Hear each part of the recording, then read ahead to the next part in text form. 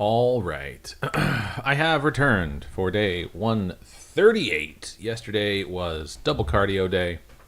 And when I streamed yesterday, I had done my cardio in the morning. And that was good. And then we had the Angels game that we went to. They did lose, which is unfortunate, but it was a good game. We have really good seats. I was very happy to see that some of these games that I bought, I kind of intermixed like good seats with just like regular seats.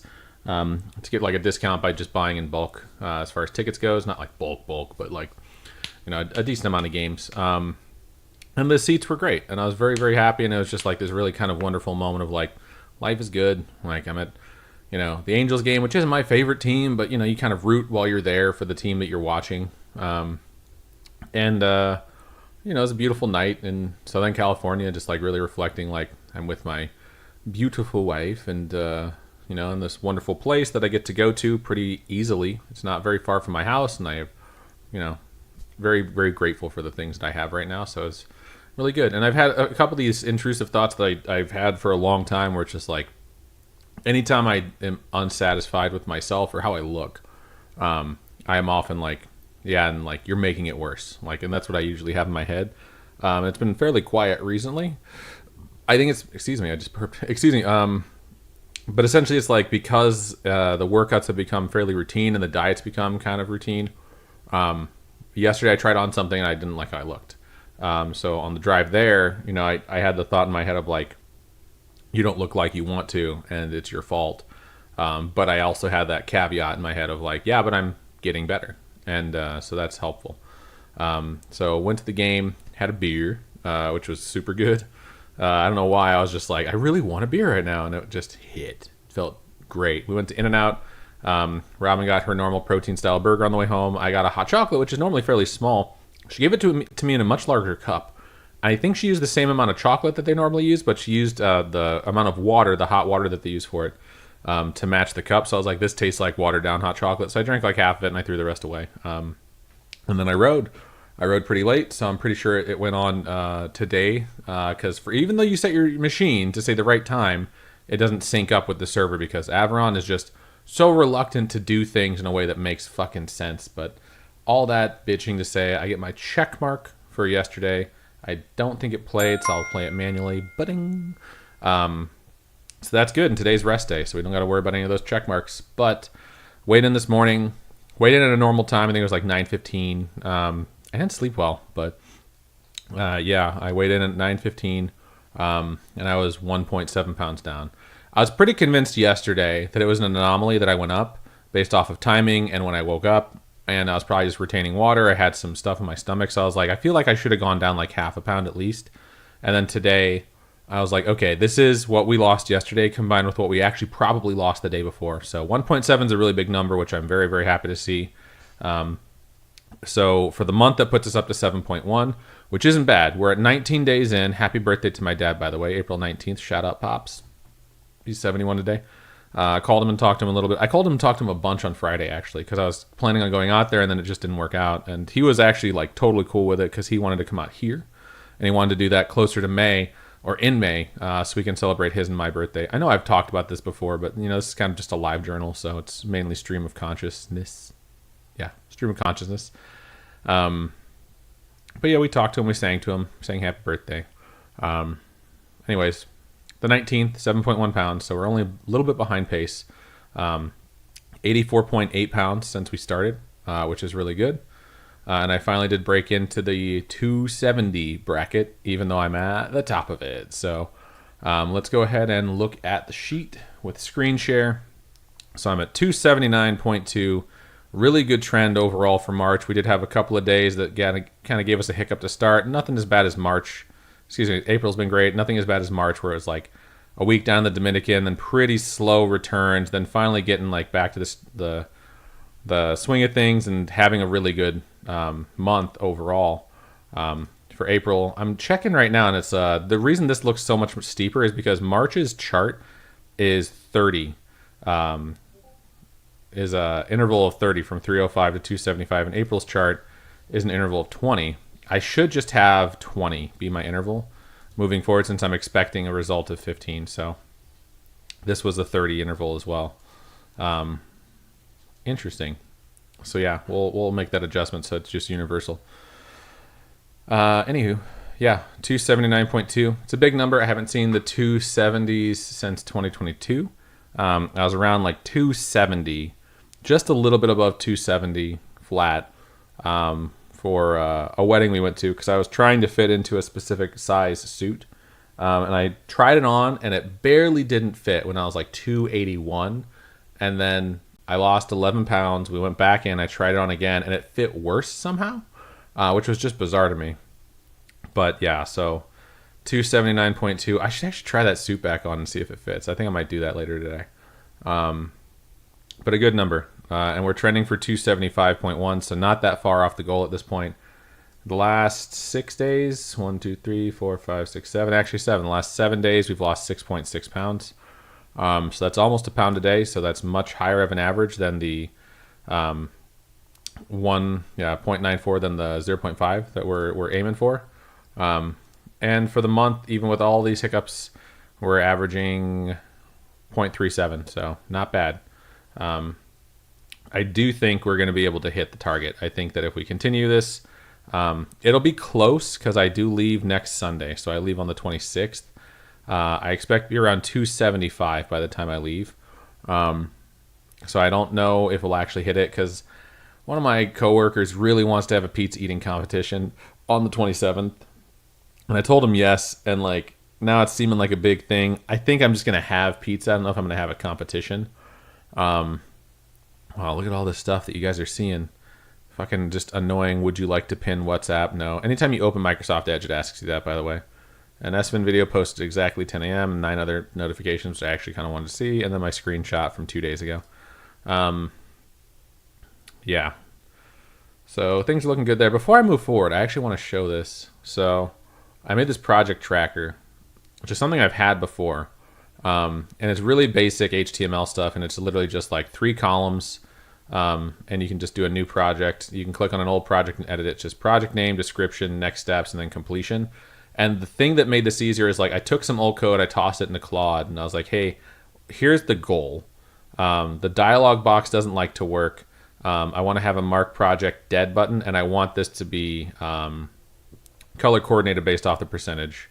So like if I bring it down to like 69%, nice. The green is a little bit different. 50%, it's more yellow. 33% more orange. Like it gets redder and redder the further you go. And if it's at 0%, it just blacks out. And that shit has been so difficult for me for years that I just abandoned this. And like took me about 10 minutes with Claude just saying like, oh, let me just adjust this. Then you go back in and you check what it did. You're like, wow, that was really easy. Plus it made it so that if I kill a project while it's in progress, it'll mark the project dead and mark the bar black wherever I got to. So these are some of the things that I've been doing. Workout at, image squarer. It's just nice to see that I've actually finished some shit. Next steps, all I have to do for this armory is to update the items list. There's no items right now that are actually feasible. It's all placeholder shit. My PX store is like 100% good to go with a few items that I've made custom and then everything that I want in there from the official rulebooks. So that's cool. The loot box opener totally works. I can show some of this stuff off, but I think I'll save it for a different day. And my workout app, which is just like something really, really simple that I wanted specifically for my purposes. And I just need to move it onto my watch. And I'm pretty sure I know how to do that because it's specific to Samsung. It's some of the stuff that I used to test when I was working at the game studio for like 5 years. And I have Claude to sort of like walk me through any hiccups that I hit where I just don't do things correctly. The hardest part for me is going to be loading it onto the watch and syncing it with my phone. I don't know how to do that. That's stuff that like our engineering team did before. But I do know how to use Android Studio and how to use some of the things where you can actually move an app and format it to be on Samsung Watch, specifically if it's version 4 or later. But we'll see. That's why I put it at 75% because it's fully functioning exactly how I want it on my phone. I had this interactive whiteboard idea that I killed because the finances just aren't there. You basically, the only way to do it, the way I want to do it is to buy in bulk where each piece needs to be like bought in bulk of like 1,000 or more. So I was like, yeah, it's not going to work. Hang on, I'm just going to check YouTube really fast for chat. I don't see anything, so that's good. Coming back over here.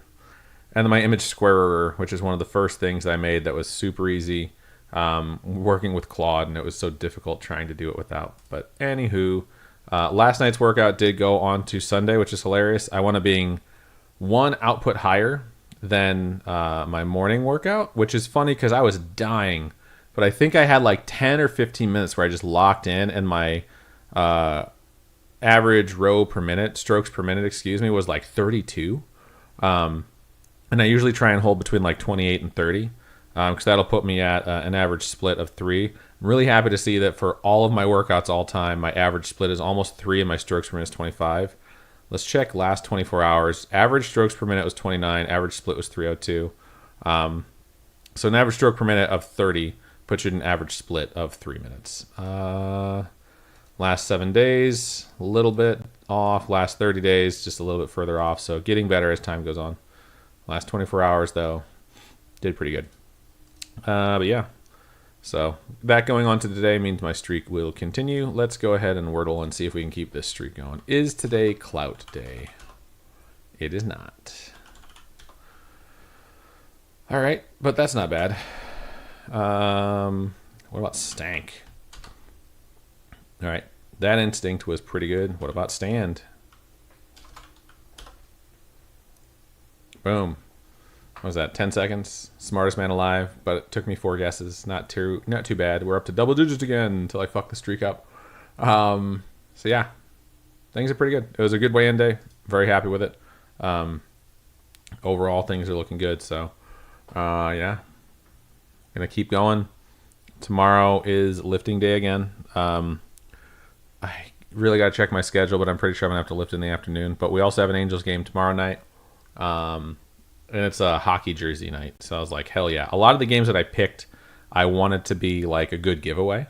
And one of them is like, it's a Angels hockey jersey. And then Robin got us tickets to the Ducks game this season. That was a Ducks baseball jersey. So we'll have like the team from Anaheim that is not that specific official sportswear. I will say the one we got at the Ducks is kind of bad quality. It wasn't great. So it'll be cool to see what this one looks like, because it's a hockey sweater and it looks good. But again, we'll see. So what are we at? 1325. I'll show off one thing with my D&D campaign because I'm really excited about it. That's my party. Got all their sheets right there, so I can just bring them up. Diseases is just something I've been researching because I threw a disease at them. Armory tools. Okay, so this is my website for our group. I need to start actually updating like a lot of the other stuff. So I need to start putting in the session debriefs, because as of right now, I haven't updated it because I've been working on this other stuff for a long time. I actually didn't put the NPC Forge on my project list. So I basically am able to like give it my Gemini API key and just give it like a really quick like description of challenge rating, whatever, what race, and then it'll just kick me out. Like I don't have my Gemini API key handy, but it'll just generate it so that I can go in here and copy and paste, because it's very difficult to make something on D&D Beyond and just like put everything in like that would take me a while, because putting stuff in coded correctly for like actions descriptions, so that when you actually bring it up in the D&D Beyond encounter where you can just actually click buttons, it's a pain in the ass. And just by using this thing and telling it what I want, it'll generate an NPC and give me a bunch of different things that I can just copy paste over into here and make it super quick. So that's one of the first things I made, and I really, really like it. The Armory, this is the loot box opener specifically, which is kind of cool. I think my audio's on.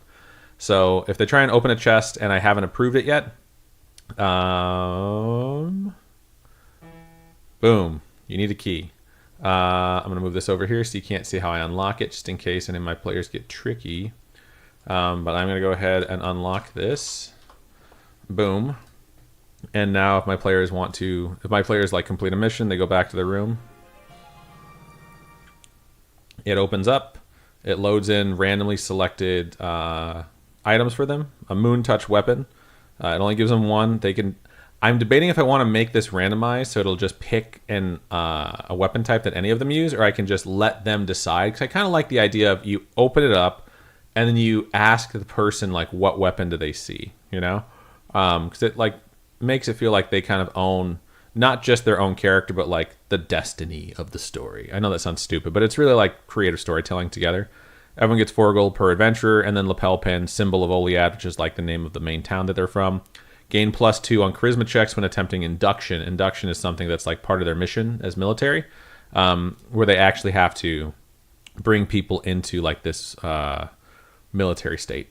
Moving this back over here. These are my loot tables that it pulls from. So it randomly pulls from all of these. The one thing that was really hard for me is like making it so that I can expand this and I don't have to constantly go back in and hard code it to be like, okay, now you need to check lines 13 through 31 if I add something new in. And Claude showed me how to do that specifically. And it's something that I was just like, okay, cool. I can just apply it to everything. Obviously, I tossed up something to test it. Dildo of enjoyment. I hate it when it just picks a different fucking font. Like as soon as I saw that, I was like, oh, I hate it. It needs to be Calibri. And I don't care which it is, but I care that it's universal, you know? Anyways, so these are the loot tables I built out. I kind of had them. I basically just pulled a bunch of items that already existed and added some stuff in here. It was really difficult putting +2 into fucking Google Sheets because it should need an equals in front of it, but if you put +2 weapon, (1) or +2 or plus anything, it instantly thinks it's a formula and it throws an error. So I'd start putting the quotation mark in front of it to prevent it from happening. Very annoying. All of these tables are not updated, by the way, so if anyone's watching and they're like, that's way too overpowered, the only one that's updated is bronze tier because they will not be opening a chest that's not bronze for a minute. So they go to open another one. I didn't have to change anything. I have it set to automatically relock the chests. And it works. And it's everything I wanted it to be. I wanted this to look cooler. I wanted like the chests to look different. And I was using GIFs that like really shitty GIFs that have like 4 different frames of like a chest opening. And it didn't look good. And so I tried to find GIFs, or I tried to find like videos from like other games, because this is just like for private personal use, you know, of like a chest opening. And none of that worked. So I asked Claude, like, can you just design me a chest that opens? And it like did the whole like swiveling back and forth thing. And it took forever because I was trying to figure it out on my own. But like the lid kept falling down. And I was like, what the hell is happening? And then it had to like troubleshoot its own code eventually. So that's cool. I don't have the Flavicon working, but I'll work on that. The PX is, I think, like my most... this is the thing I'm most proud of. I just was playing around with one of these tools. I've already forgotten the name of it, to make myself like a fancy title, and I was going to try and make like cards for everything in here. But as of right now, it's fine. But you just click an item. All of these are loaded from 2024 D&D or 5.5, whatever you call it. Type, properties, damage... damage type, weight, mastery, and does it require attunement? And you can actually build this out where you can put your name in here. You can add how much funds you have. It'll track stuff. You can purchase. And if you purchase... oh no, I've given away my secret code. I can come in here and see the purchase log of Testy. My player Testy bought heavy crossbow and scale mail for this much at this time. And I can keep track of this, and I can just export this log anytime I want to. I can also manage items in here and get rid of stuff. I can add stuff. I can change stuff. I can create an item from whole cloth, and when I do that, I can either select something from scratch or use a template. And this is all stuff I've tried to make work before, but I get so very specific in what I want, like the look of it. Like something like this would have like taken me forever, you know? And so having something like the inventory work was as far as I would get, and then when it couldn't look the way I wanted it to, I would get pretty annoyed and just sort of like bail on it. But having a tool that actually like teaches me and pushes me over the edge, rather than trying to like go to YouTube and find the perfect tutorial or something that taught me half of it, it just saves me a lot of time. And this glowing effect is pretty fun too, and it's kind of pulsing. I don't know if you can notice this getting bigger and smaller. And then the armory is the other one that I have, and this is the one I need to work on today, where you can actually base off your rank, and there's a points chart up here. Ooh, the points chart isn't working. I have some stuff to debug. You can requisition some stuff out. So like stuff that's going to be substantially stronger is the idea of what this is, and none of this stuff is real. I just sort of toss some stuff in here. But it's like, rather than, you know, going to the PX, which is just going to be your regular store, and buying like, you know, a pistol or buying a dagger, like you can come to the armory, and if you're a specific rank, you can say like, I'd like to requisition like a buckler of deflection, which has you know, some additional properties, or like I think there's one that I actually did put in here that was like all me. It might be the Thunder Keg charge, but I can't remember. But it's just like where you don't have to try and save up all this money and spend all this time doing missions to buy an item. Like you can take it, but you better fucking bring it back, because like this is requisition to you, like renting out something. like fucking 2 shots per action, magazine of 6 bolts, 1d6, repeating hand crossbow type shit. And my players can rent these out like near the beginning of the game. So yeah, it's annoying because this was like my pride and joy. So the fact that it's not working, the points chart and the loadout setup, because you could basically see, like, depending on what rank you are, here's how many points you have to check something out, and you could combine your party and see what all those points are together, and then you could actually qualify for certain things, because like based off the color here, like you can see green, purple, blue, regardless of how many points you have to check out, you need to be a specific rank to qualify to check something out. So someone in their party is already a Lance Corporal, so they could actually check out stuff that's well above the standard issue. I think they can check out specialist items, and then one more rank they can get into advanced. So we'll see how their promotions go. But yeah, that's some of the stuff that I need to figure out on my end. There's a ChatGPT tool that I've used to like try and help me with some imagery. Like this is obviously a good example of like, I just wanted to list out the 3 things they wanted to do on top of this image of like what the town is that they're in. And then like, here it is, like, here's next session. Obviously it's not working, but next session is like, here's the town. Here's the things that you guys were exploring, like go for it, have fun.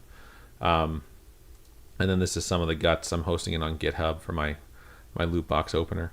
I also had to set up Firebase, which I've never done before, the database in Firebase, and this is so it can like write to my actual Google Sheet, so it can just change certain things around. And then setting up a script for the Google Sheet as well of how this works. Like I would have never known how to do this without Claude like guiding me through it. And when I use Claude, I'm not like, just do it for me. I'm like, teach me how to do it, or like write the code, then explain to me piece by piece what I'm looking at. So if I want to change shit later, I can. So like this like name type notes, get range B2, B3, B4, it was bugged and I couldn't figure out why, and because Claude wrote it to start at B1. And that doesn't work because my tiers, because I'm fucking weird about formatting, I was like, I want to have it centered-ish, because the notes is obviously a longer field than this D100 minimum. So it was trying to read this first. It was looking for a tier name starting at A1, and I needed it to be 1 column over. And Claude couldn't figure that shit out because I can't like connect it to Google Sheets. There was a time when I could connect it to Google Chrome and it could just look at my tabs, but it just wasn't working. And after looking at it long enough, I'm like, oh fuck, like this is what happens when I have it write everything for me. But I'm really excited for this stuff. I think this is gonna help me make characters for any game I ever do from now on. And like this is obviously something that I can reuse, but it's very specific to like the rewards type of system I have built into this campaign. And then like all I need to do is change the name of the shop here. Just change that name and I can reuse this forever. This requisition system is very specific to this campaign, but I'm more than happy to run this campaign again and reuse this as well. So lots of good stuff. And then I have a tab for like all the website stuff that I'm managing, which is just like, I use WordPress, which is fun, but I do a lot of very custom HTML shit too. So I had to get this WordPress file manager, which is very similar to like how angelfire.com worked back in the day, because it's still so deeply ingrained into my brain. So I have a JavaScript for the inventory specifically that loads up in here. So if I change this, I have to like export it, and it exports me a JSON where I can just drop it into here. And then the Armory and HTML, the Armory and D&D store for the HTML, they don't really change much. It just knows to always look for this to load. So if I do make changes to like this right here, I will have to re-upload. Damn it, I'll have to re-upload my HTML file. But as of right now, they should be fine. I just need to upload this JSON that has the inventory. Shout out to Working in Gaming, because I got to dig through JSON data a lot to fix people's games and shit, and I realized like this isn't that complicated if you just know the format. So it's made this a lot easier for me, and it's honestly really fun. I'm having a lot of fun. My friend I was showing this to was like, if you can take like these 2 things and like package them together and like automate this so that they don't have to go in here and drag and drop this is like a DM tool that a lot of people would really like to use. So that's like a thing I need to talk to Claude about. Like, how can I wrap this up to not be so manual, where people can just go in and like make changes and shit like that. And I also have this button that they can click and just swap stores pretty easily. Anywho, I just kind of want to show that off because I'm pretty happy with it. Yeah, man. It's a pretty calm, cool day. So I'm going to end it on that. I'm going to go do some DM shit and play D&D later. And for now, just going to, yeah, whatever. See you tomorrow.